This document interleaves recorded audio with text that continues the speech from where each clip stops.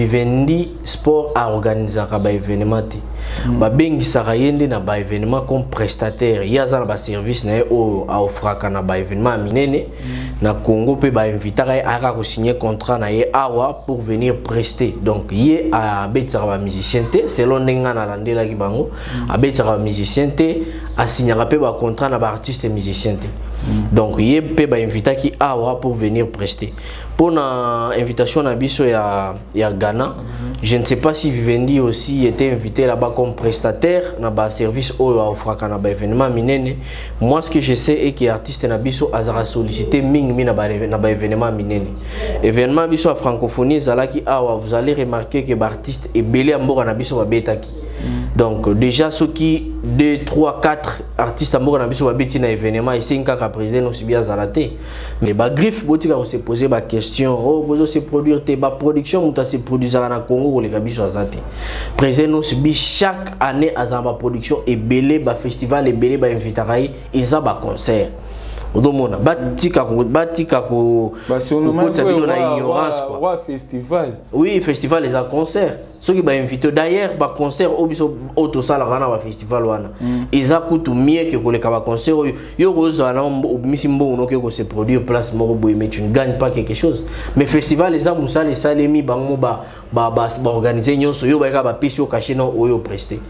Donc ça pour nous c'est très avantageux. À un moment donné, l'artiste sera toujours bien organisé parce que a gagné un mingi na musala aujourd'hui épais déjà n'engue bayambi en je crois que tiba consommarango l'artiste azo se prépare pour na bisa bango quoi album oyo ce sont na ba merveille kitoko mais jusque là consommons d'abord épais na ba chanson kitoko eza na kati quoi. Koloba oyebisi biso azui comment manotage tandis que son frère était wata musaki chemin de la gloire.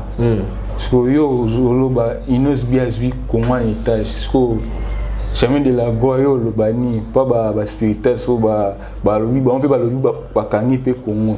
Oui, c'est le Congo qui gagne parce que ngai naza porte-parole à président Nosbi. Donc na façon nga nazo monela ya biso iso ki en tout cas banzemo na biso engebi ma meilleure chanson de l'année parce que ba chanson eza na kati wana en tout cas laisse tomber quoi. Ouais. Mais il y a le bébé devant ma vie azwa compas à Burundi. Non, abeta rumba tende ora top model te, ora mirte. Abeta naeba, abeta rande ba. Mais tu bien ba format na tebe ga. Yango ba mesana e baba na mesana parce que c'était un artiste, il est un artiste polyvalent. Ozo mona tango abande ko participer na compétition superstar, au mona ki rande wemba ba style tout. Yenenga zawana wemba rap, wemba aemba nyonso. Donc, ce qui a comme artiste, ça a apporté un plus. Oh, tu benga afro congolais, ça style na biso. Ce que ça c'est inosbi.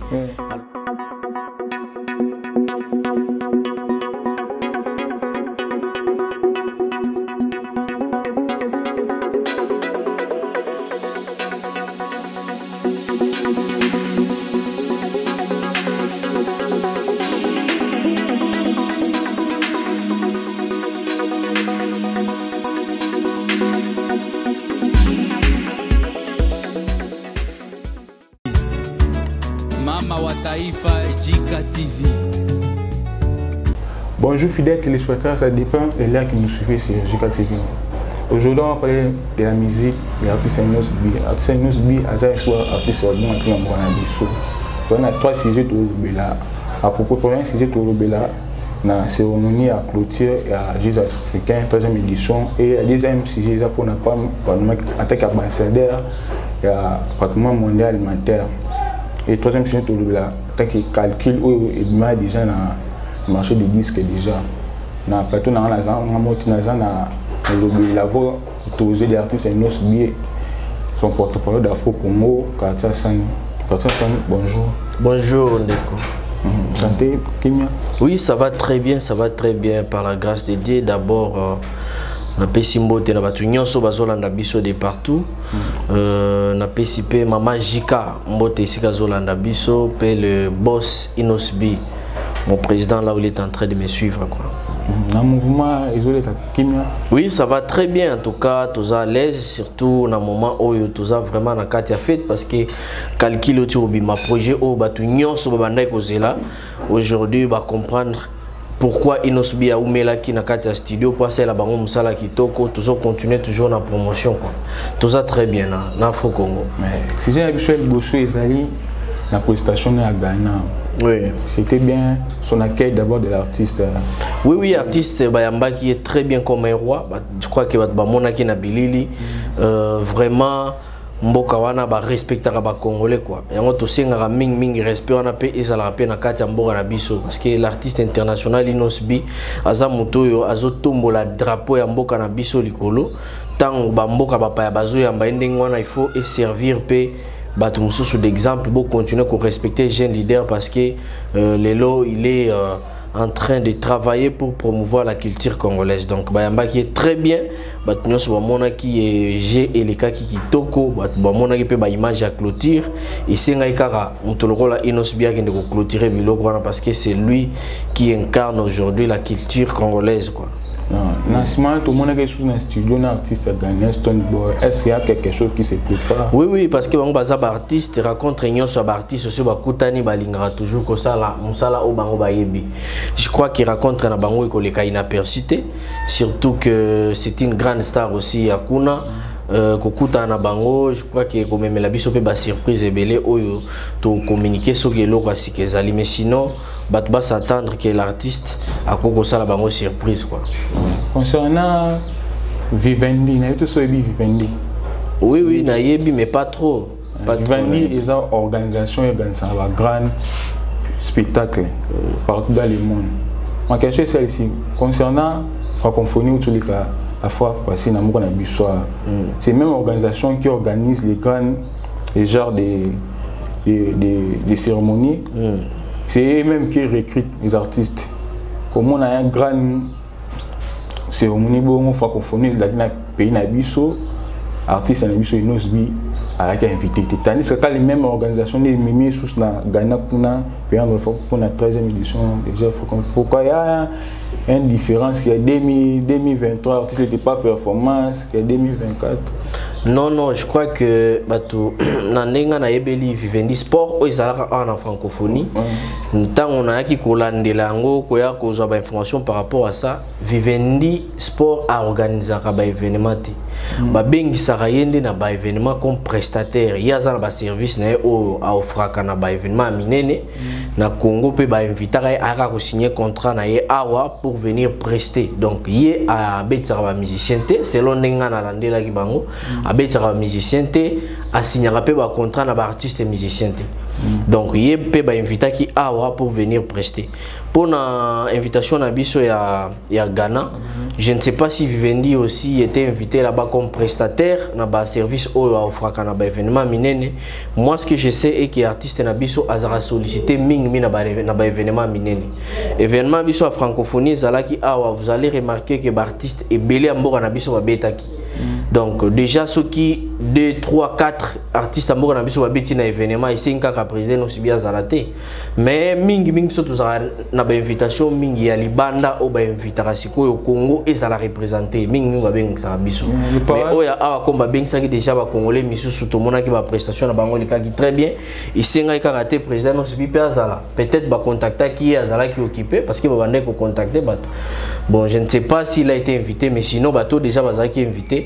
Basala ki musala kitoko biso pe to sala musala kitoko na clôture ya Jeux africains toza na ba production mususu ebele o toza invité donc biso ba invitation en tout cas to lobela ngote parce que nous sommes parmi les orchestres le mieux sollicités na Afrique donc le roi n'est pas un problème té quoi.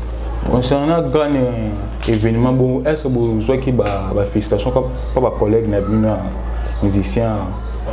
Non, bah félicitations à ma collègue Nabiso musicien, à ma collègue président Nosbi. En tout cas, na visuel, tout le monde qui a un côté, peut-être ça là qui a en coulisses avec l'artiste. Mais sinon, tout ça la musique t'es potos et là-bas félicitations et bah musicien parce que Congo Nabiso ils ont na moi makambo belé surtout na artiste musicien. vraiment pas si pour bandima pour bango moko bandimana donc vraiment difficulté on a vu tout ça la musique pour na satisfaire ba amoureux de la bonne musique ba griffe tout ça ce bango déjà va féliciter biso en tout cas nous sommes dans les bons quoi mais sinon ba artiste ba ko féliciter ils ont un problème té quoi ça peut obligatoire té mais on a conscient comment on a musala au jeune azo sala il peut lui féliciter ça peut tarder ba ko féliciter les lo ba ko féliciter pelobi mais sinon jusque là on a eu aucune félicitation comme ça sur la télévision soit dans internet il y a des artistes et musiciens je crois que encouragement déjà à Tigre félicitations déjà à Tigre pour nous ça nous suffit quoi si jamais balé pam oui artiste est Nosbi ambassadeur si jeune qu'il est ambassadeur ouais donc ils ont qui n'ont des nominations bah tu vois bien bah tu belle bossa musique les lo bazaka ba jeune mais ko benga Nosbi ti les lo mutazana a 10 ans de carrière la musique congolaise a sous jeune surtout qu'il est déjà parent oui asimakango mais na ndenga musique aza sous jeune na ndenga musique a comme légende aza icône ya mboka na biso ozomona parce qu'il a représenté 5e génération c'est lui le leader de la 5e génération alors na ndenga musique en tout cas aza papa yango zomona ba mérite wana ezo occupé HD aujourd'hui il a été retenu comme ambassadeur na kati ya PAM parce qu'il mérite parce que na PAM au moins un programme alimentaire mondial musala bango ezala mingi ko soutenir bateau bazana banzala ko soutenir bateau bazar donc ba démini quoi alors comme déjà eza vision au président Nosbi asalaka depuis longtemps au moins na fondation na biso if ning to salaka ba action ici ka ba koko so ezali ba monaki que non l'artiste est en train de partager la même vision avec eux yango ba solliciter qui pour que azala canal ya communication na ba programme na bango nyoso ba wanda osala et l'artiste le fera très bien parce que déjà jour au karaba tiaki ambassadeur message qui partout et tout nyoso ba comprendre que les jeunes leaders il sera là pour faire passer le message du PAM donc nous sommes fiers de ça et le Congo est fier de l'artiste Nosbi par rapport à Makambo Azosala Oyo azana ba vision oyo ba organisation a minene pe ezo porter donc nous sommes très fiers de ça quoi ko nde ba nommé wana ye vision na eni azana en tant que ambassadeur que ye attaque statut artiste ndina ko mi mona non d'ailleurs il faut voyer ba musala na ye ezawana c'est pour eza canal ya communication ya PAM c'est-à-dire ceux qui pas malinga sala ba action na ye à cause la mingi muta la communication mingi et la président Nosbi et ils appellent pour sensibiliser batu sur l'insécurité alimentaire donc kulia ya batu ko informer bango ndenge nini muta kulia et puis pour combattre famine donc biloko wana comme ça déjà biloko président Nosbi asalaka grâce à fondation naie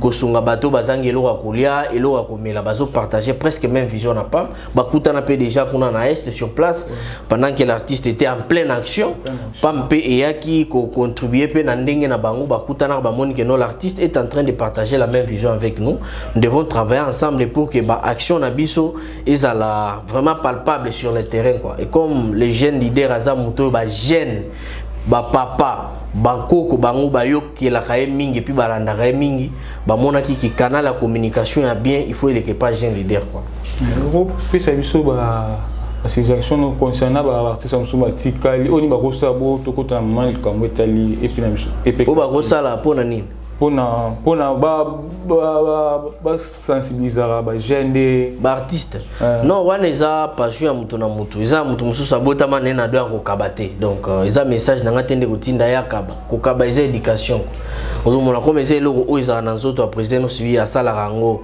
sans forcer lelo ezobalana na ba vision ba organisation ya minene yango ozomona bazo travailler ensemble ce n'est pas que parce que ça na moyen belé asaka na volonté parce que ba artiste baleki na ba moyen bazali mais basungaka te bato bazangi mais on va bakaye asungaka pa ne pona na goma tous ça problème te parce que comme artiste belé pe oti na ba province mususu artiste mususu ba kosunga pe ba province parce que province chaque province aujourd'hui eza na bato yo baza vraiment na problème il y a insécurité alimentaire parce que ça problème même na Kinshasa ezali bon baza ba natif à Kinshasa bo sunga bandi kwa Kinshasa bon baza ba natif à Congo central bo sunga Congo central tout ça lindingwa na mona que nous allons résoudre un petit problème par rapport à nos petits moyens quand nous lobby bongo artiste Nosbi en tant qu'ambassadeur tout ça c'est vous croyez que artiste Nosbi il contribue au gouvernement ça un peu au gouvernement. Non, pour contribuer au gouvernement, il y a pour contribuer au gouvernement, mais comme un artiste,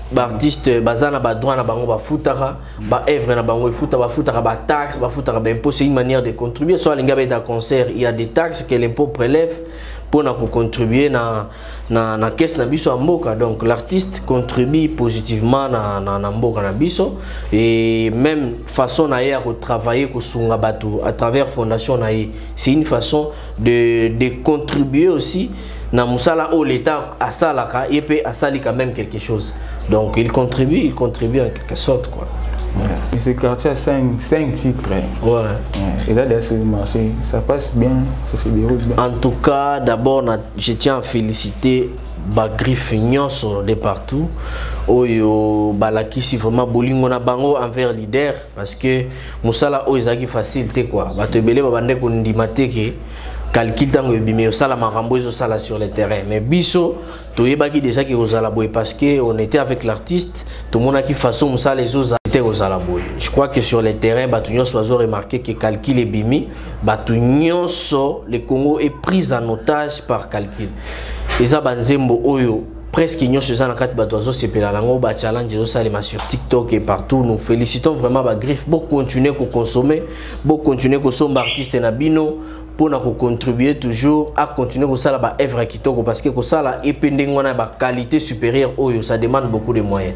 Sotali niveau à clip wana, c'est vraiment un clip que l'artiste a investi beaucoup. Ba son ozo kana ils a vraiment investissement monene. Alors façon qu'on contribuer et ça qu'on consommer artiste na bino, qu'on continue qu'on somba épée et au ça là que artiste a continué qu'on ça là boulot na toujours bien quoi. Donc épée se comportait très bien. Et déjà aujourd'hui, tout ça, ceux qui sont 5e ou 6e jour, mais ceux qui sont sur internet, en tout cas, vous allez étonner dans les chiffres, tout ça là, c'est vraiment encourageant. Mais le moins la bonne musique, Bagrif, nos l'album. Maman calcule qui imprévu bien. Non, artiste n'est zawana atambola na vision. Donc l'artiste respecte beaucoup sa vision. Vision naie et banda depuis la carrière naie avant ça l'album, à ça rapé EP mususu, à ça la maxi single to benga rango plus. Alors après on a ndé à Robinsasco Mortal 006. Comme le mois habituel Bagrif. Et ça oui bah mais ça n'a pas que non l'artiste a linga route parce que album ils aura temps. Imaginez ceux qui tirent l'oiseau qui na situation préparer album Bagrif benga za la kaka impatient. Yango ba EP ça y est temps à continuer à réaliser vision album malembe album basala ngomba ngomba. Et aujourd'hui EP déjà ningi bayambi yango, je crois que tiba consommer yango l'artiste a se préparé pour un album où il y a une merveille qui toque, mais jusque là consommons d'abord EP na ba chanson qui toque et ça na kati quoi. Koloba oyebisi biso azui comment manotage tandis que son frère était wata musique chemin de la gloire. Yo zoloba inos biazui comment étage chemin de la gloire yo lobani pas ba spirituel so ba lobi ba on peut ba lobi ba kangi pe Congo. Oui, c'est le Congo qui gagne parce que ngai naza porte-parole à président Nosbi. Donc na façon na zo monela ya biso iso ke ndingwana c'est normal pe ba spiritas on appelle si président héritier Mbote pe na féliciter na boulot qui toko o asali chemin de la gloire. Donc c'était un bon album, ils ont se comporté très bien. Ndenge yoki ba spiritas ba lobi ke ba kangi monde biso pe koto to kangi monde mutu na mutu azana monde nae parce que mutu azana ba fan nae. Alors tant biso to sali eloko o ba fan na biso ba sepeli na ngopona biso to kangi monde. Pona bango pe ba sali musala o sepesi ba fan bango pona bango ba kangi monde. C'est le Congo qui gagne. Donc ndenge to za boye, il faut to continuer ko encourager ba artiste ba sala ba œuvre ki to ko boye o izo sepeli sa bana mboka pe bandeko na biso bazali banda mboka. Président pe Fabgas album na egom ezobeta ozoka vraiment que no banzimbo ezobeta. Donc nous sommes très fiers et on a artistes nyonso bazo produire l'album ezobima très bien, pe se comporter très bien dans marché quoi. Est-ce que ça appelle étouffement muta mis album na étouffé baninga te za étouffement te ils auraient étouffement te so sali musano ki to bat ba consommer yo ozomona so sali musala mabe ne ko souffrir sur le terrain parce que tant muta ko ta studio a dépenser mbongo na eza pour produire le roi bien so le eza bien eza nango bien bat ba consommer na bango biso to consomera musique nyonso yango nazo benga ba spiritas ba gaulois ba comment on les appelle warrior, villageois, pour consommer calcul parce que il faut tout son arabiso na biso ba congolais. Tant artiste ya mboka na bino bimisi loko, il faut bopesa lito surtout ba rumba o izana kati. So bato tangi ba kombo na ba za ba rumbiste. Oui, mais oki ba rumba na kati. Tu es bien informé ya. Oui, on va pesa na kati, c'est-à-dire batu nyonso baza ba fan na rumba, ba se retrouver. Batu nyonso baza na ba fan ya afro na biso wana ningo yoki sete zo beta wana, ba se retrouver. Donc l'artiste a voulu satisfaire ba style nyos, ba style musico oyo batu basepela nango na kati ya Congo. Abiti rumba et puis quelle rumba, yoki ba chanson soki ba organisation lokola ba mwana mboka bandai toujours coexister ya Paulin Mukendi. En tout cas, banzembo na biso engebi ma meilleure chanson de l'année parce que ba chanson eza na kati wana en tout cas laisse tomber quoi. Ouais. Mais il le bébé ta rumba te devant ba vena azwa compas à Burundi. Non, abeta rumba tende ora top model te, ora mirte. Abeta na yeba, abeta rande ba. Mais tu es bien ba format na te bega. Ya ba mesa na yeba baba na mesa na parce que c'était un artiste, il est un artiste polyvalent. Ozo mona tango abande ko participer na compétition superstar, au mona ki rande wemba ba style tout. Ye ninga zawana wemba rap, wemba ayemba nyoso. Donc soki azaki na comme artiste azaki na posa apporter na un plus. Oh, to benga afro congolais eza style na biso soko yoka weekend ça c'est inosbi. Alors et puis qui c'était à côté na horizon mususu ta mususu pe na album bozo bazouk bozo babilo mususu donc c'était un artiste polyvalent ça libre au sala o nyonso izo ya comme inspiration na mutu na et je crois que batu nyonso bazo sepela ba moni siko ke ko sala rumbe za nango problème te za volonté na ye tant un peu si volonté au moins siko résultat. Dans la 5 titres dans tout ça na des rumba tout ça na des rumba moko zawana comme on a un chantier vraiment une chanson où ils ont touché mité mabato na ibisi bat ba continuer pour consommer c'est une très belle chanson tout ça na rumba mususu bilan zéro une très belle chanson aussi donc en tout cas le président nous subit à côté qui na studio pas mbaté quoi lelo batu nyonso ba comprendre que l'artiste international inosubi akoko simba pe mité mabato à partir à rumba na parce que rumba na lelo na ebisho makambo zo sala sur le terrain ezo kamusa même artiste donc on a gardé au sala vidéo mo pour remercier bato par rapport à accueil au ba réservé na EP na ye je crois qu'il va continuer à vous donner toujours de la bonne musique.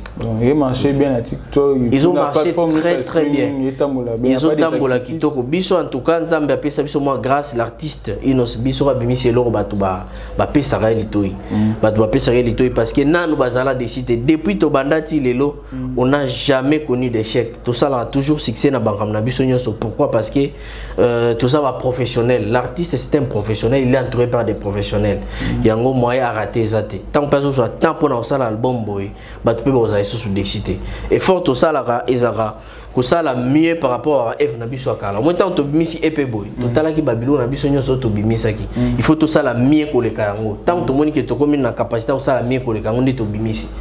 Donc nous sommes très fiers à Boulot Nabiso. Après sorti les PA, des projets. Oui, projet Zébélé, je crois projet PA Rick Ross, ils sont toujours en cuisine, ils ont travaillé. Non, ils ont travaillé, c'est la rare calme, Holanda, Marambo et Salema quoi. Donc l'artiste a un projet Belé, a un featuring au Bazobengi Saé, donc a Marambo Belé, production peut tout ça vraiment ébélé.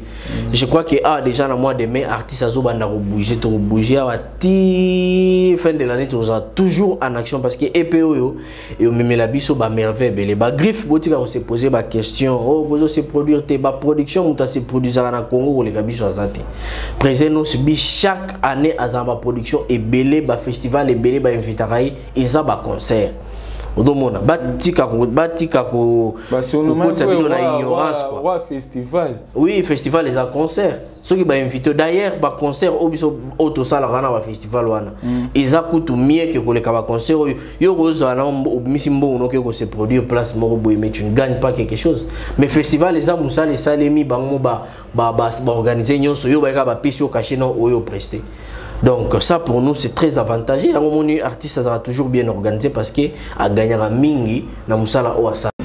Quand on parle de festivals et concerts, on gagne plus que concerts. Non, concert eza effet à prester ozomona tant ba bengi na festival akeko sala concert na festival parce que tellement que ba congolais ba comprendre ba kanisa on dirait ils ont la différence entre festival et concert on a dû apporter bango lumière tant que na ba festival akenda robeta concert na 4 festival ndenge ato kende na mai awa le 24 mai na Washington eza pona ko kende robeta concert na festival ils organisé kuna donc c'est un peu ça biso to se produira belé comme balingi ba autoproduction l'artiste est en train de préparer on a des grandes salles autobeta mais ce sont des surprises bon ça a toujours communiqué l'artiste a rose à limiter net artiste nous bien robanga robeta net wapi arobanga benga robeta stade robeta ba salle nyo so minene mona wana robeta ngo ah pe ba tungina biso na King Arena de Kinshasa ba est à Coco Tchapé le copo alobi oui ceux qui ont mimi non ceux qui producteur c'est un artiste papa Inosbi c'est une grande tant bato le roi ba Rick Ross ba zone di mamusala au président Inosbi azo sala sans qu'il a contacté ba moi yebiete ba kutana te mais avant de gaboy à reconnaître que Inosbi c'est une grande star ndozo quand ça que to bango beta sale problème ils ont des producteurs ceux qui ba bimi ceux qui producteur mo ba monique a robeta biso na martyr ah ko tiambo to beta na martyr yo organiser pour na retourner sa martyr oh elo ni uzanga poto tonza martyr wana etonda na ba jeune leo na kongo mutu mota ko mobiliser ba jeune koleka Inosbi azate ozomona donc biso toza prêt à robeta basal nyonso oyo ezana parce que bato ba robeta basal wana bato babeti ba stade de martyr kasi ba bimisa ba album biso beto bimisa ba album biso sto oyo kana l'artiste Inosbi là partout et c'est que nyonso oyo ba consommer artiste na biso ba consommer rapé Inosbi c'est-à-dire que pour na robeta na salle les eaux il quoi empêcher na rien ceux qui producteur aye to robeta na basal nyonso minene pe na promettre bino que basal la minene ekoya bon mona calcul oyo même biso na ba surprise ebele ba to vivre live ya makambo to sali et puis bon c'est là quoi ah mais le moins la musique quand c'est déjà lobby déjà ba stade des alliés déjà na lobby te ke ba stade des alliés na lobby ceux qui producteur alingi abeta biso ta na stade to robeta donc biso toza ba artiste Inosbi azawana ceux qui producteur aye a sololi na biso et si nyonso ba rotia eza na Europe eza la ah to fongoli bango nzela ya Belgique ah to beti na sala munene te ba tu nyonso ando kende te na mboka boke tu mais l'artiste Inosbi a osé comme le guide de la musique congolaise a fongoli bango nzela ba ke beta basal na beta ka monter ba collègue après biso robeta ba tout ce qu'on comprendre que non place wana ekomi na ngwa accessible ba beti nde guide azala bongo kufungola bato banzela quoi ndenge awa toujours la génération il y a la génération à leader à 5e génération après 4e génération ba président Ouira ba président Jibe ba président Kofi ils a 5e génération ozo kamba mana président to mona ba artiste Ferré Fali te bango baza na 5e génération te bango baza ba dérivé à 4e génération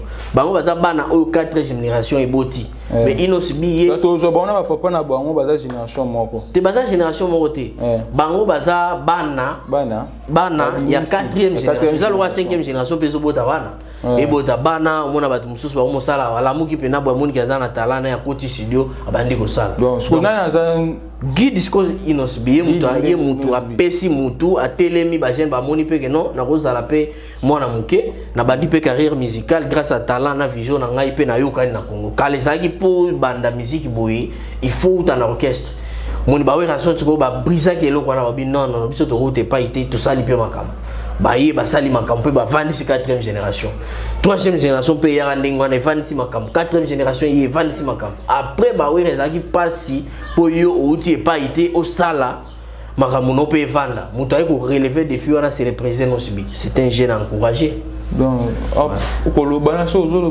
les jeunes basés s'inspirer par Inosbi ba jeunes nyonso ba osala musique léo na 5e génération guide na bango ba nyonso balinga baza lokola président Inosbi ozomona eza bongo pe bayebi mutu nyonso eza incontestable ce ko yebisanga ce ko nani jeune ni ko comparer pour le moment na Inosbi aza c'est une légende de l'homme légende papa aza sous mutu ko comparer te boye facilement mais adversaire basé bilé na adversaire musique adversaire na musique eza un problème te problème ezande est-ce que ozo kokape na kati adversité ngo so lingo za l'adversaire ya mutu ko Inosbi faut pika sinon te au vent de la cité quoi ozo na cité na libata ba miloma ba comporter libata na vika à chaque type il y a toujours un animal qui s'affiche. Tu comprends? Ça n'est structuré. Mais ça, il y a un zamba qui est élite. Bino si vous voulez voir nos péquisés, avant d'avoir affiché l'animal. ataki ntaba atie perroquet atie lelo libata boko pekisa ete lobi pe akotia ngombe donc bino boko pekisa na makambo nzambe akeli aza libre osala nyonso alingi bato bamoni libata toza na explication moko opesa te totie tenge na kati pani bozoloba teke otie tenge seke elakisi boye soki boye moni libata elakisi boye soki totie nzete elakisi boye boko limite artiste te awa namoni perroquet na kati ya lupango perroquet aza na nsima na nga wana esali nini soki ino subi atie na clip ekomi problème papa botika biloko wana boconsommer sete boyoka message eza na kati aujourd'hui mutu nyonso a se retrouver na kati ya sete ba challenge de partout mutu na mtona na partie na oyo ezo concerner vie na ye artiste azala nde bongo azoyemba ba faits sociaux c'est ça Inosbi tant qu'à féliciter nazo saluer Nax mon collègue Paradox iska bazali ba la biso mbote mingi en parlant de Inosbi sans label partout dans le monde, invité au grand festival, invité c'est Jennifer Lopez, Ben Affleck, tout ça. Et nous encore nos BT, Grammy, aux listes de Billboard. Là, on confirme les artistes africains, tout ça. On parle de tout ça. Maintenant, Inosbi, on peut dire ça comment? Tant que Inosbi gêne beaucoup, à mon à la place est-ce que le peuple congolais a reconnaître un agenda magnifique? Mon problème est ça, na ote biso mamba obenga hygiène wana ezo sala bien te na musique aza gente. Mon bilo azo sala wana ba mérite nyonso tangi wana. Pono sala ngo isifika ko sala gente, il faut vous na parcours. Ozo mona parcours na lelo a comme mpaka na musique papa 10 ans de carrière ça facilité, plus de 10 ans. Ils facilité. Tant déjà mto a commis na âge wana na musique. Les gens yo boti moi na yo a commis na 10 ans, c'est-à-dire a commis capable à resala moi quelque chose. Alors ceux qui besoin continuer ko loba que non jeune a commis bon ndebo mona ke ba jeune nyonso a commis kaka mwana muto ala muki a koti studio alati masque ke koyemba. Non pour yemba faut na vision papa. Soko lingo beta bale. Soko lingi koyemba il faut na talent, na vision pour yemba elo nozo sala. Il faut être préparé pour faire la musique. Inosbi c'est le fruit d'une grande préparation. Au hasard les loana ils ont maramba bando kanisa lobby. Alors ceux qui besoin on peut sa message à bongo et là qui ça bagène bando monde on dirait donc appel na roya pe na bon c'est vrai ko ki koya mais il faut avoir la vision, les talents et avoir une histoire.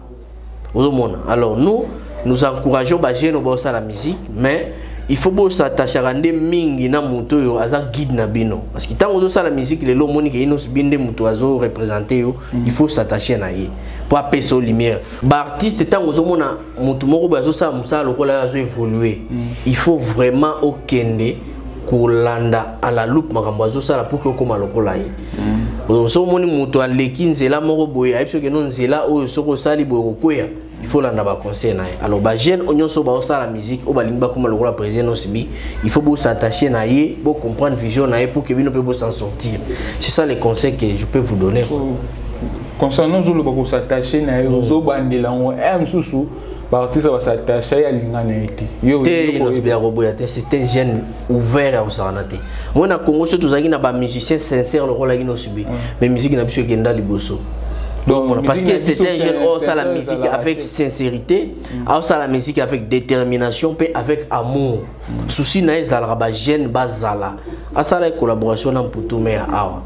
Vous avez abo ya raté ko collaborer na batu. Ceux qui veulent solliciter, vous allez collaborer.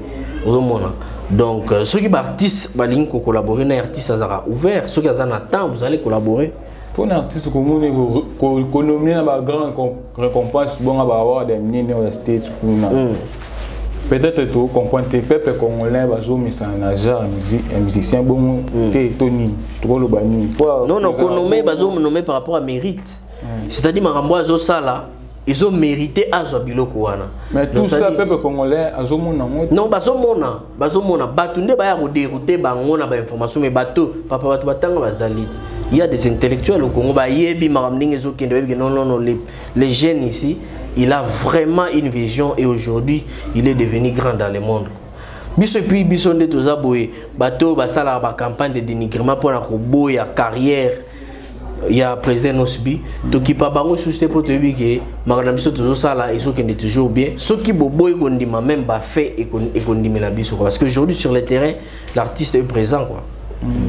Bah moi de la fin pour na ba griffo bazolanda biso pour na épée na bango déjà sur le disque ni noko ebisa bango mot de la fin zaka ka ebisa bango merci na ke me ba lembate biso to linga penda personnellement la lingi qui na 10 jours na mona ki to beti 1 million parce que c'est possible parce que qui na 2 jours 1 million mais té au moni président Nosbi c'est une grande star au moni ba œuvre tout ça la siko sur le terrain ils a fruit hasardé ils a musala mutezo ça biloko wana batu baza la calme ba OCP là bo continuer ko consommer artiste na bino bo somba banzembo na bino na ba plateforme nyonso de téléchargement pour que artiste a continuer ko offrir bino toujours musala kitoko. Moi je voulais napper ça bino ba programme bon mon quand même ici ka artiste azokende le 24 mai 2024 l'artiste a osana Washington a okende ko beta kuna ba griffe tout ya Washington baza kuna bo se préparer le 24 mai l'artiste international Inosbi a osana bino kuna boyoka calcul en live le 28 juin aza invité de marque na Afro Nation a osana comme invité d'honneur a ya pona robeta te mais il viendra pour comme invité d'honneur à Ozalawana pour participer dans cette grande activité. Et puis le 6 juillet à Ozana Suède, Bande Konyoso Bazana Suède, pour se préparer le 26 juillet, l'artiste international Inosbi Azoya Rosepel Sabino. Et puis le 27 juillet à Ozalana Afroland, na Allemagne, Azoya Kuna Asepeli Sapebino. Et pour cela, je tiens à saluer toutes les personnes qui me soutiennent de partout. Je salue Servé Lendo Masela, SLM à partir de Boston. Merci beaucoup mon frère, merci infiniment pour tout ce que tu fais pour moi. Un homme très fort, Servé Lendo Masela à Boston. Napesi monsieur Gelor Mabika Mbote à partir de l'Afrique du Sud. Docteur Yves Johan Idiota na Maroc, un chef d'entreprise quoi. Didier Ikoki na Paris, Maître Camille Hassani, Maître Jafari Hassani à partir de Kindu. Je te salue mon petit. Le boss Issa Jean Bosco, Patrick Kabobo et toutes les personnes qui nous suivent de partout. Je vous salue quoi. Merci M. Cartier Hassan pour nous présenter la chaîne JK TV. Merci mon frère. Merci de développer le sous. Non, je suis là pour vous quoi. Enfin, nous sommes à la fin de notre chrétien. Restez connectés sur JK TV News. Il y a encore beaucoup de choses qui arrivent sur notre chaîne. Connectez-vous, likez, abonnez-vous. On va se rencontrer encore une autre fois. Merci.